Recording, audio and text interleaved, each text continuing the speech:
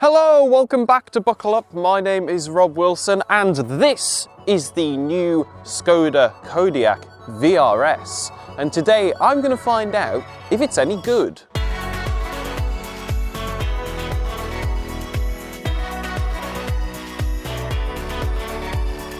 But before we drive it, let's take a look around the outside, and we'll start at the front where we can see the lovely Skoda badge, this massive black Skoda grille because this is the Sporty vRS version, and to that end we have some black detailing around here, some actual aero stuff going on here to make it a little bit more aerodynamic for such a big bluff car. We've also got two tiered lighting systems now that you see on pretty much all Skodas, and a big old air intake down at the bottom to feed air into the monstrous engine that lives under this bonnet, but we'll talk more about that when we drive it.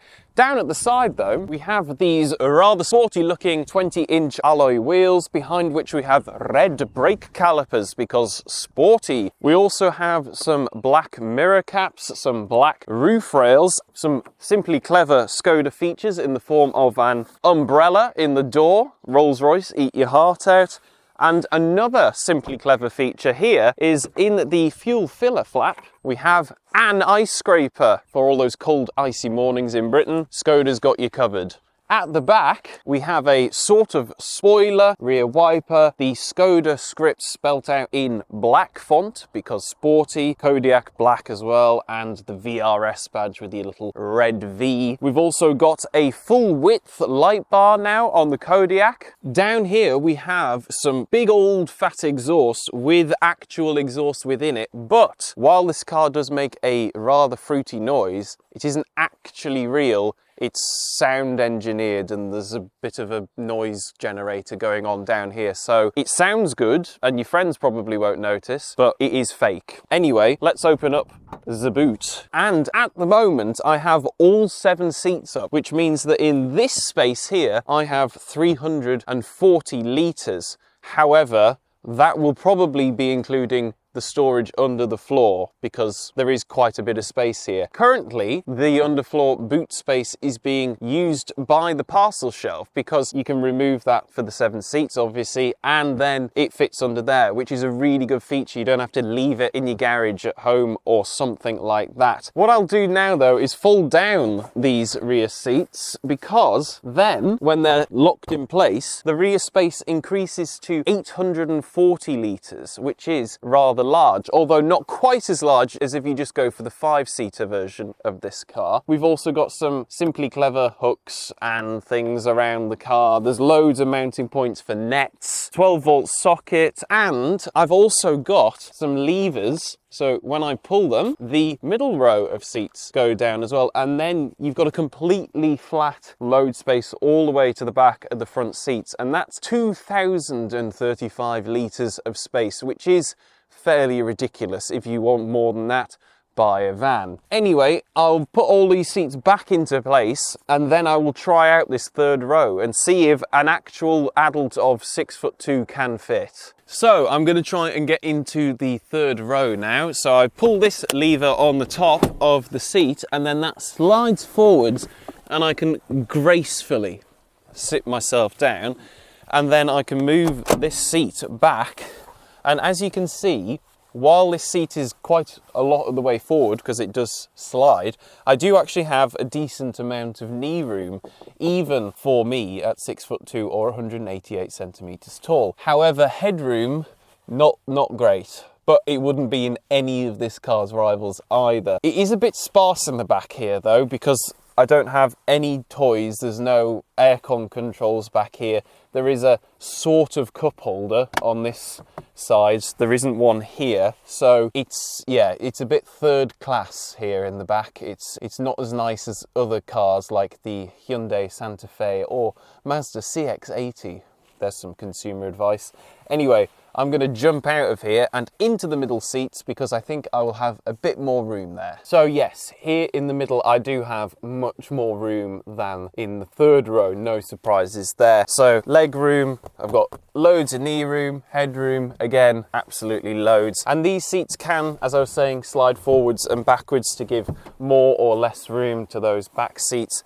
And if I if I pull the lever, I can actually recline as well, which is really nice. And then I can have a nice snooze while I'm being driven around.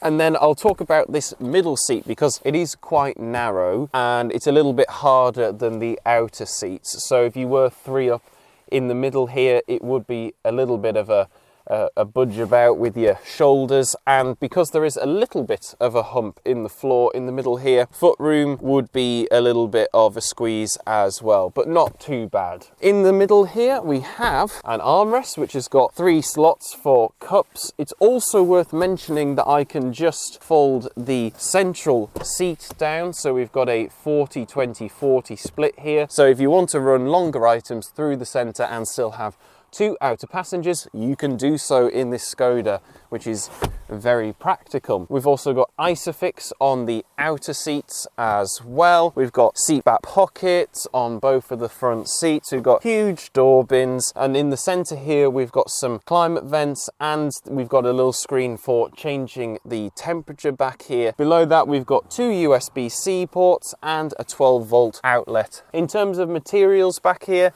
we've got some softish plastics here up on the top. We've got some Alcantara with some red stitching where you rest your arm. We've got this nice metallic finish with some blue mood lighting. It really adds to the sort of premium feel of the cabin in here. And these seats in general, I mean, look at these sporty red stitching, red elements going on throughout the entire cabin. It's not the most luxurious feeling, but it is definitely sporty and well put together. Anyway, let's hop up front and see what's going on there. Okay, so up front, and here we can see the sporty elements have carried through because we've got this lovely vRS sporty steering wheel with the vRS badge here at the bottom. The red stitching and the metallic finish with the blue mood lighting carries through the cabin as well. And these bucket seats are enough for keeping you in place when you're driving along, and they look really rather smart as well, but they're not aggressive in that you can't fit in them properly and that they hurt. They're really comfortable. In the centre we have the large 13-inch screen, which has become synonymous with VW Group products, although it is slightly different on this particular car because Skoda have removed the climate element to the screen, so it's no longer a slidey bar here along the bottom for that sort of stuff. Really good move, because what they've done is moved some dials down here lower in the cabin, so they have multiple functions, which is a really just such a better way of doing it. So we've got 3 dials. The central dial can be your fan speed, but if I press it, it can be a volume control. Press it again, it's a drive mode selector, and we can pick between eco, comfort, normal, sport, off-road, snow, or individual. And if I click it again, it can be a map search function as well.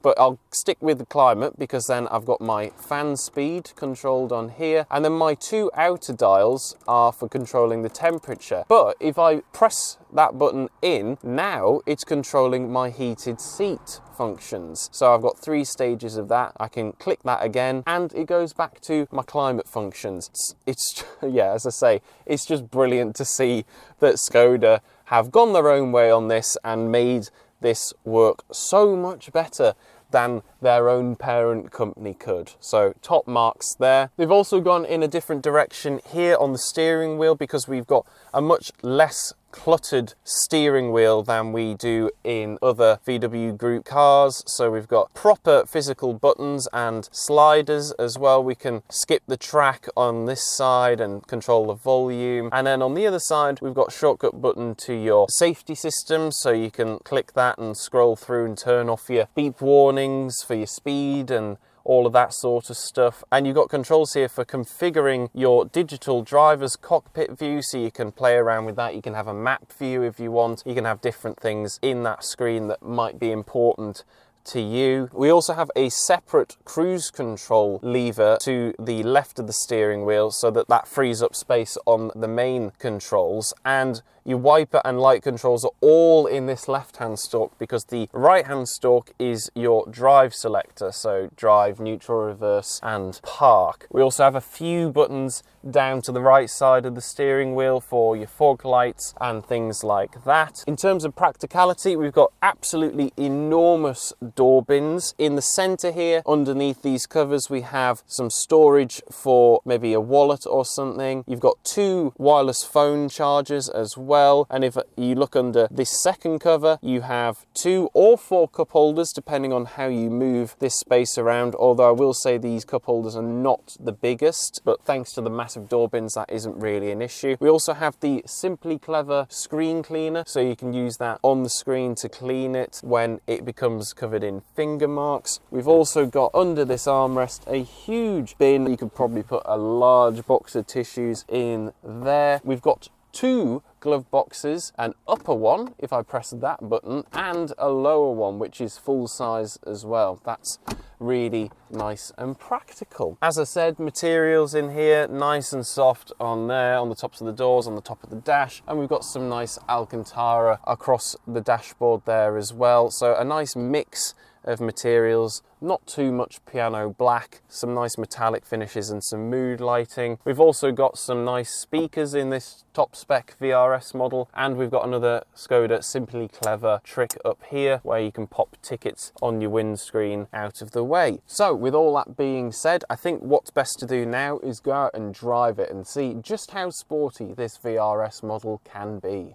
Okay, so driving the Kodiaq vRS, and I guess I'll start by talking about the stats associated with this car. So we've got the EA888 2-litre turbocharged 4-cylinder engine under the bonnet.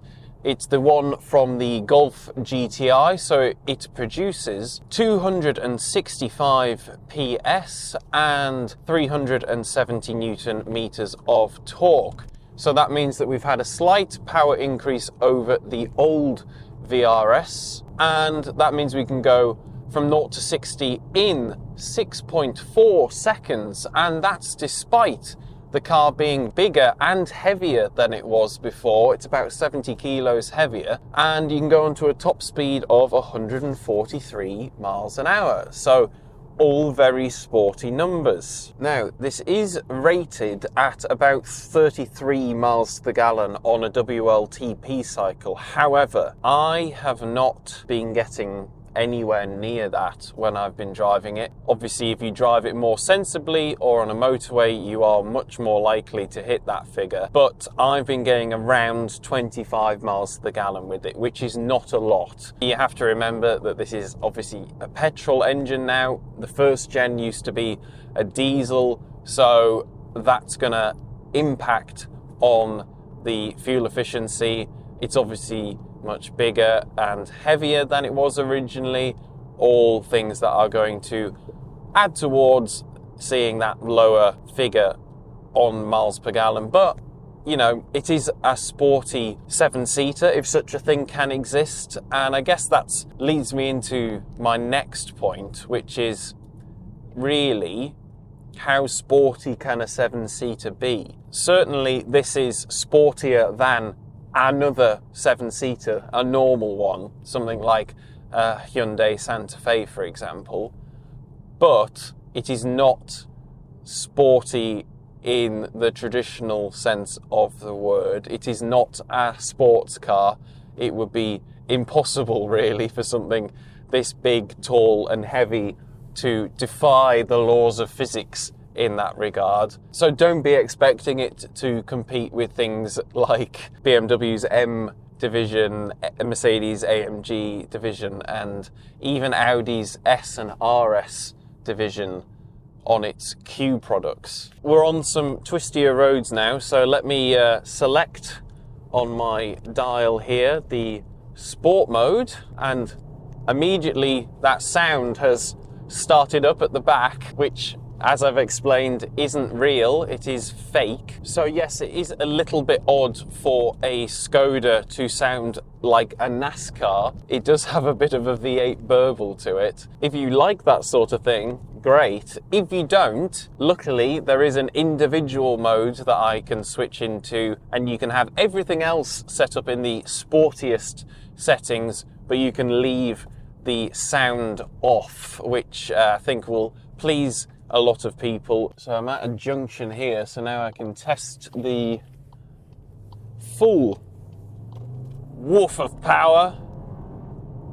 There we go, and it does push you back into your seat. This is not a slow car at all. The problem is, as I was saying, it's quite large and heavy and tall, so it really can't disguise that when you're on the twisty things. You know, you can feel the heft to the thing. Now you do have in this top spec vRS model the dynamic chassis control, which is found on a lot of VW Group products. So when you go into comfort, it really does become a lot softer than when you're in sport. It is quite jiggly. Obviously, with it being so tall, they're trying to hide that fact when you get to the corners, but even in comfort, it isn't the smoothest car in the world. It does sort of waft along on faster roads, but around town it is still quite jiggly. You are ultimately, at the end of the day, going to struggle to get the best ride out of a car wearing 20-inch wheels that is also about 15,000 feet in the sky and trying to make it somewhat sporty. The gearbox is the familiar DSG, so it's super smooth when you're driving along, although obviously it is a little bit jerky around town when you're doing some low-speed maneuvering, for example. It doesn't bother me. I've used this setup 1,000 times before, and you eventually get used to the little idiosyncrasies of having the DSG setup. Overall then, driving impressions are pretty good. You can hustle this car down the road, but just don't be expecting something like a Golf GTI in its dynamics. So with that in mind, let's head back and I will give you a proper conclusion. Okay then, so the Kodiaq, what am I thinking? Well, I really like this car. If you want a 7-seater that's a little bit sporty, actually quite a lot sporty, this is a really, really good option. It's not as expensive as those ridiculous German brands that offer you 7 seats for the small price of just 100,000 of your pounds. This is in the £50,000 range with this engine, and it is as much of a sporty experience that you would ever need to have, while also being ridiculously practical. I like the fact that the interior has those little dials in it, so you don't have to do everything in the screen, and it's just a really good all-round package, and I can't really find too much wrong with it.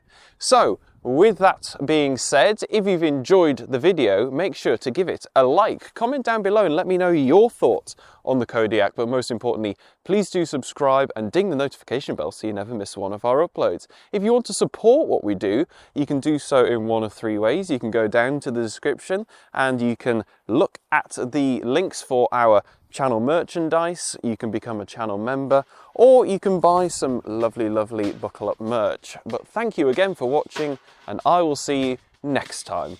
Goodbye.